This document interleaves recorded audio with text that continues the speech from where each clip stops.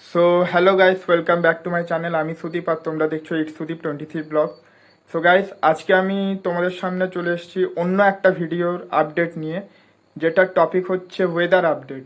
ঠিক আছে, তো পুরো ভিডিওটা দেখো, পুরো ভিডিওটা দেখলেই তোমরা বুঝতে পারবে। তো আশা করছি তোমাদের সবার ফোনে একটা অ্যালার্ট নোটিফিকেশান এসছে, আমার ফোনেও এসেছিলো।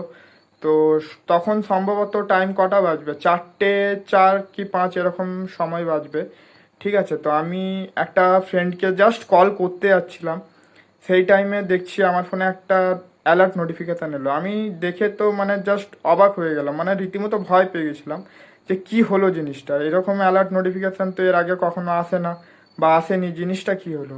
আমি না তখন ডিপলি এতটা ভাবিনি, মানে জাস্ট হঠাৎ একটা নোটিফিকেশান এলো, আমি ভয় পেয়ে গেছিলাম।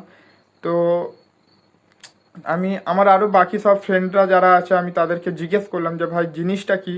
তো তারা বলল যে একটা পশ্চিমবঙ্গ থেকে, পশ্চিমবঙ্গ সরকার থেকে একটা অ্যালার্ট নোটিফিকেশান পাঠানো হয়েছে। মেনলি বাঁকুড়া ডিস্ট্রিক্ট থেকে একটা অ্যালার্ট নোটিফিকেশান পাঠানো হয়েছে। তো সেখানে বলা হয়েছে যে হেভি রেনির একটা সম্ভাবনা রয়েছে, আর যেটা 30 to 40 কিলোমিটার বেগে হতে পারে। ঠিক আছে, তো আজকে দুপুর থেকে মোটামুটি 1:30-2 থেকে তো বৃষ্টি কন্টিনিউয়াসলি হয়েই যাচ্ছে। ইভেন এখনও হচ্ছে, থামার কোনো নাম নেই।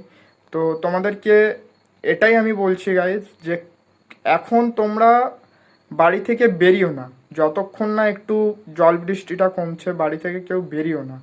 ঠিক আছে, তো চারিদিকে যা সব হচ্ছে বুঝতেই পারছো। এটাই তোমাদের সঙ্গে শেয়ার করার ছিল। আমি তোমাকে দেখিয়ে দেবো আমার ফোনে যে নোটিফিকেশান অ্যালার্টটা এসছে, সেটার আমি স্ক্রিনশট তোমাদেরকে দেখিয়ে দেবো, তোমরা আশা করি বুঝতে পারবে। তো চলো ঠিক আছে, আজকে এতটুকুই। ভিডিওটা যদি ভালো লেগে থাকে লাইক কমেন্ট শেয়ার করে চ্যানেলটিকে সাবস্ক্রাইব করে দাও। দেখা হচ্ছে অন্য কোনো ভিডিওতে। সো আজকের মতন টাটা।